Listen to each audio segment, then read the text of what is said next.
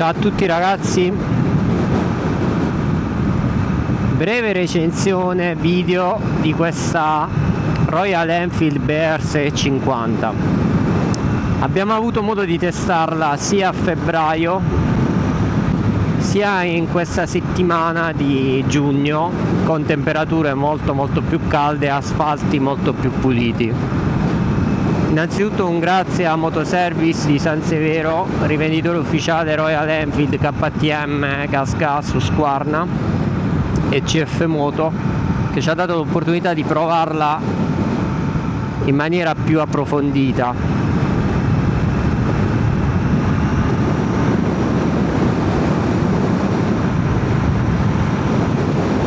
Ho voluto riprovarla perché è una moto che onestamente ho preso in considerazione, in quanto mi piacerebbe avere una Scrambler o una moto classica, e quindi sto volgendo il mio interesse verso la Interceptor e la BR, due moto in pratica molto simili ma che si differenziano per la ruota anteriore da 19, pneumatici più da Scrambler, la strumentazione TFT in questo caso e qualche altra modifica alle sospensioni ovviamente. Questo video non sarà un paragone tra le due moto, ma sarà appunto una recensione breve di questa moto, che devo dire mi è piaciuta davvero tanto. Il punto forte di questa BR è sicuramente il motore, un 650 con meno di 50 cavalli, ma una bella coppia ai bassi, un bellissimo sound e la capacità di riprendere un po' a tutti i regimi. Pur essendo abituato al 790 e l'890 KTM, motori che ne hanno sicuramente di più, devo dire che questo Royal tutte le volte che lo guido mi sorprende, e l'ho già sottolineato nella prova della Classic provata recentemente, la 650. Il motore era stato uno degli aspetti che più mi era piaciuto. In passato ho avuto modo di provare anche l'Interceptor, la Continental, le ho provate in pratica tutte, e questa devo dire che ha delle peculiarità molto particolari. Innanzitutto un manubrio larghissimo e, come vedete, ci spinge ad avere una guida molto dinamica, anche perché è molto proteso in avanti, a mio parere sin troppo in avanti e sin troppo basso per una Scrambler. Quindi se questo in un primo momento ci spiazza, perché ovviamente lo vorremmo più vicino a noi e più alto, macinando chilometri alla fine ci facciamo l'abitudine e ne apprezziamo in certi contesti le capacità dinamiche per una guida un pochettino più sportiva e più caratterizzata dal caricare appunto l'avantreno. I comandi sono regolabili, frizione e freno. La frizione è morbida ma non troppo, molto modulabile e ben gestibile.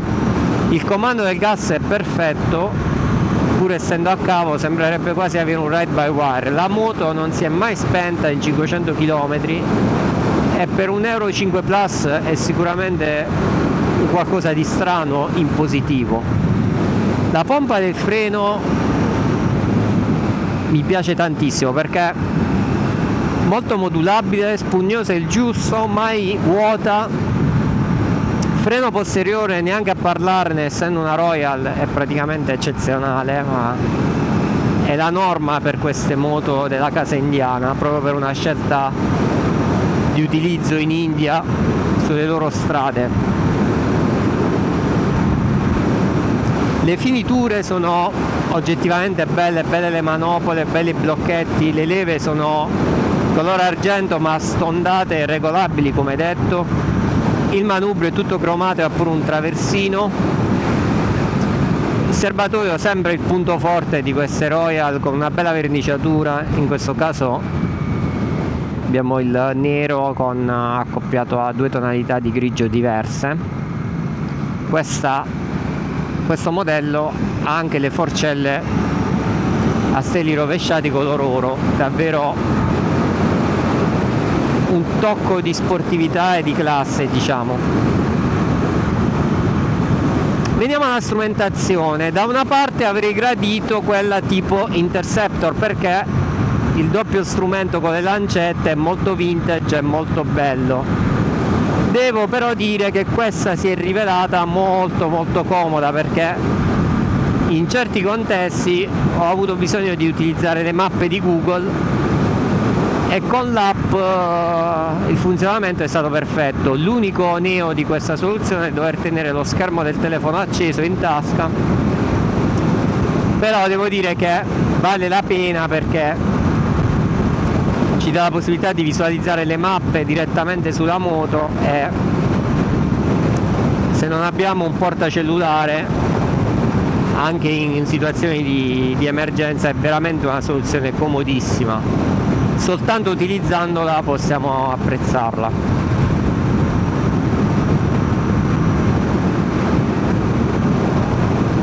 Gli specchietti, diciamo senza infamia e senza lode, tendono a volte a smollarsi per le vibrazioni neanche poi tanto eccessive del manubrio. Vi consiglio sempre di comunque dargli una stretta, una controllata ogni tanto. Ripeto, probabilmente li cambierei se acquistassi questa moto, però poi alla fine sono specchietti onesti e hanno anche il marchietto della Royal. Il faro anteriore è a LED, le frecce sono a LED, anche quello posteriore è a LED.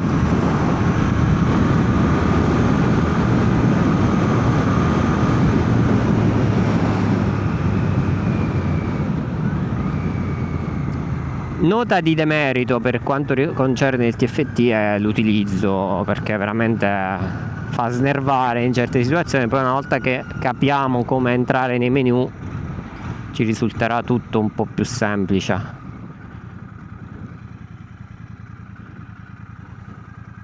Ora mi sentirei in torto con voi se non vi mostrassi come funziona la navigazione, quindi la imposterò rapidamente.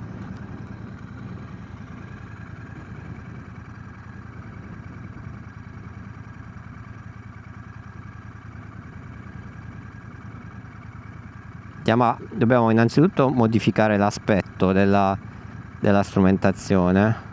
Vedete, non è proprio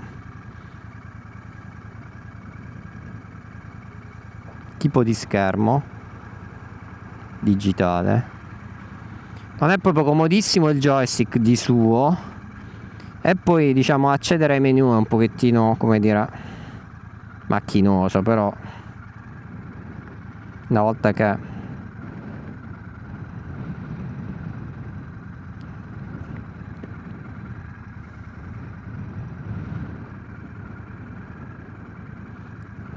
allora, adesso la moto si è connessa appena abbiamo aperto l'app.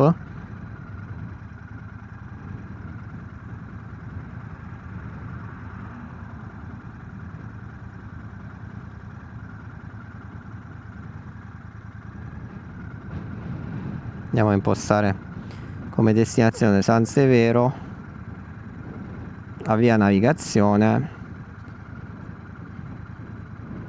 Ecco, adesso dovremo tenere così acceso, metterlo in tasca, e a questo punto riusciremo comunque a visualizzarlo.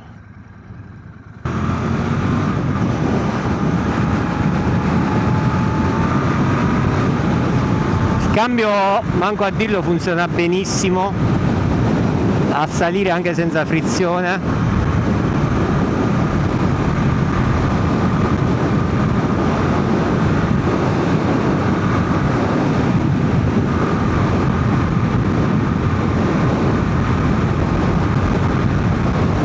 Vedete le mappe come sono belle e come sono comode. Probabilmente potrebbe esserci un problema di refresh rate con la telecamera,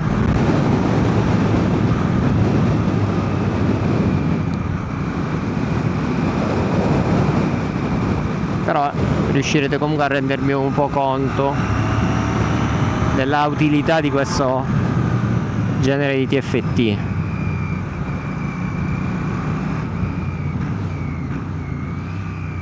Ripeto, sicuramente la strumentazione dell'Interceptor è più affascinante.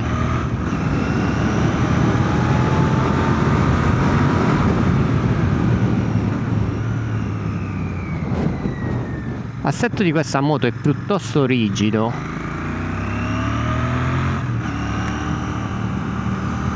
quindi devo dire che le buche le sentiamo piuttosto bene.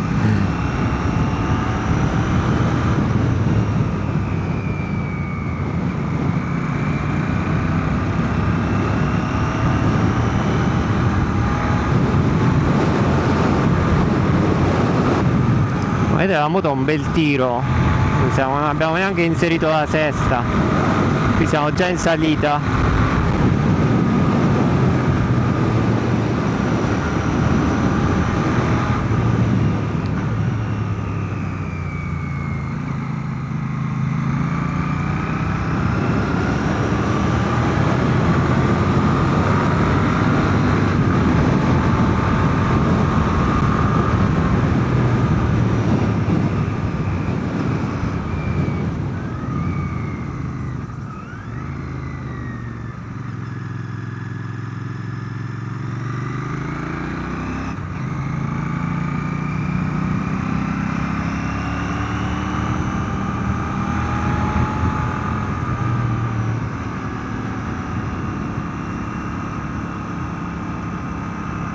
Qui ci verrebbe di premere.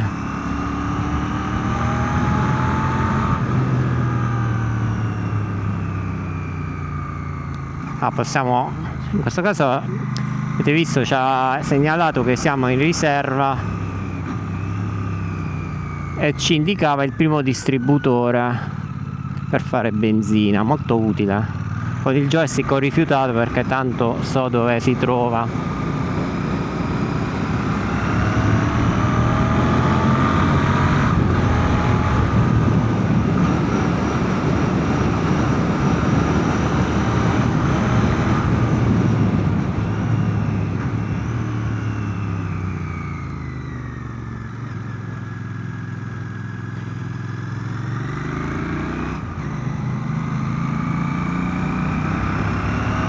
Ieri ho avuto modo di testarla in due, zavorrina di 55 kg, devo dire che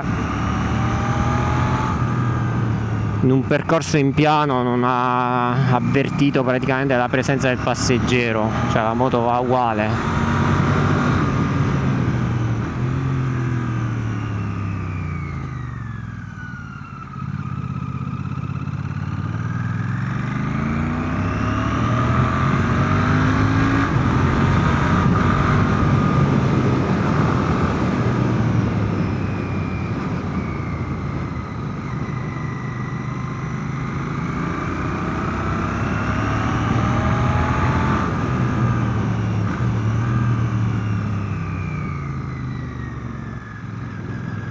Il gas è sempre morbido. Anche la rapportatura a mio parere è azzeccatissima.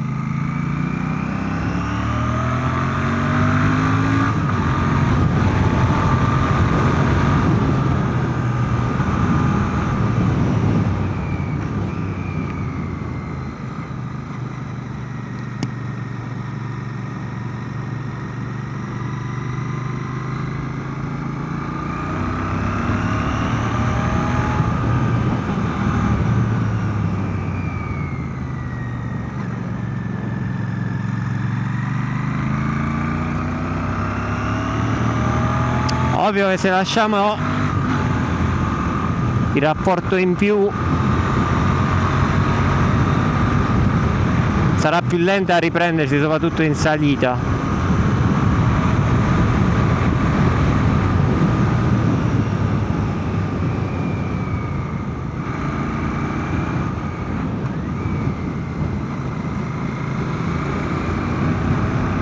Però rimane sempre piacevole.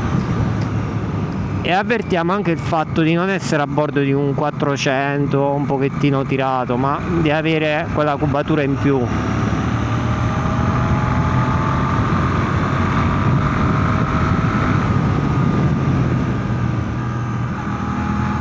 Poi se lo teniamo un po' più su di giri rimane molto più pronto.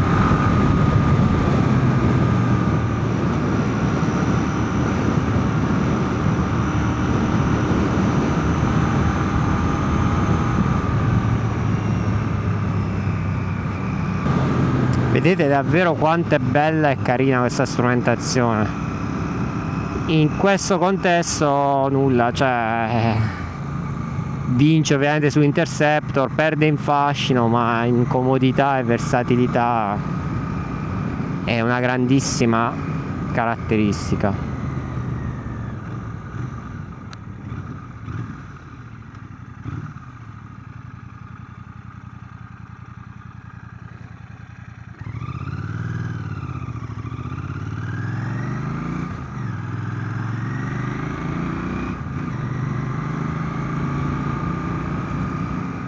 Considerazioni finali: promossa a pieni voti, piccole migliorie se ne potrebbero fare, magari le frecce sono troppo grosse, i riser del manubrio li potremmo cambiare, la sella è alta però e non sembra sempre comodissima perché è piuttosto larga, però quello dipende anche dalla nostra conformazione e dalla nostra abitudine. Poi, come detto, si fa l'abitudine a tutto, anche a questo manubrio, di cui poi possiamo apprezzare altre qualità.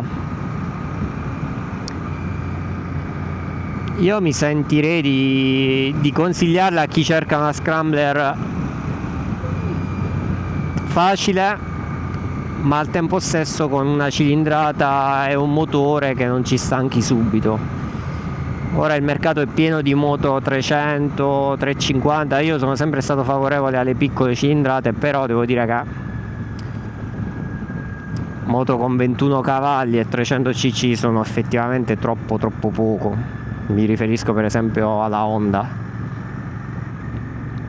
Questa ci permette di fare praticamente tutto: andare in due, andare da soli, viaggiare a 130 con il motore in relax.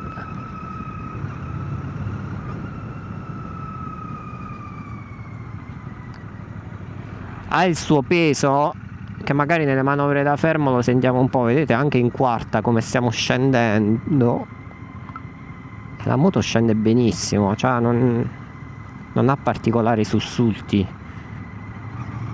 anche come diamo un pochettino di gas, è sempre piacevole. E questo secondo me è proprio il pregio di questo motore. Io lo paragono appunto al 790 di KTM, che invece in realtà è un motore sempre nervosetto. Questo proprio ci fa rilassare, ecco. Non ha on off, le vibrazioni sono poche ma giuste, i consumi vabbè non ne parliamo nemmeno. Una moto che consuma poco, anche perché appunto non ci fa guidare in maniera troppo aggressiva, ma ci fa divertire nel modo giusto. Concludendo, quindi vi invito, in caso abbiate voglia di fare un test ride, a contattare Motoservice.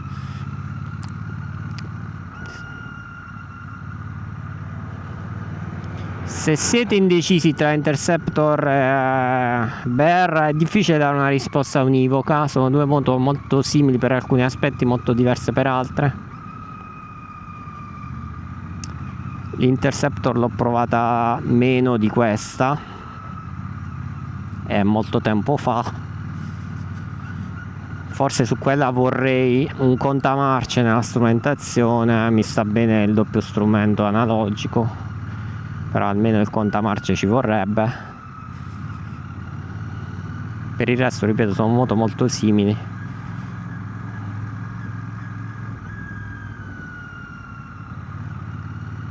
Poi nulla ci vieta di acquistarle e modificarle un po' in base alle nostre esigenze e gusti. Sperando di evitare la pioggia, io vi ringrazio per averci seguito, vi invito a iscrivervi al canale se vi va e alla prossima, ciao a tutti!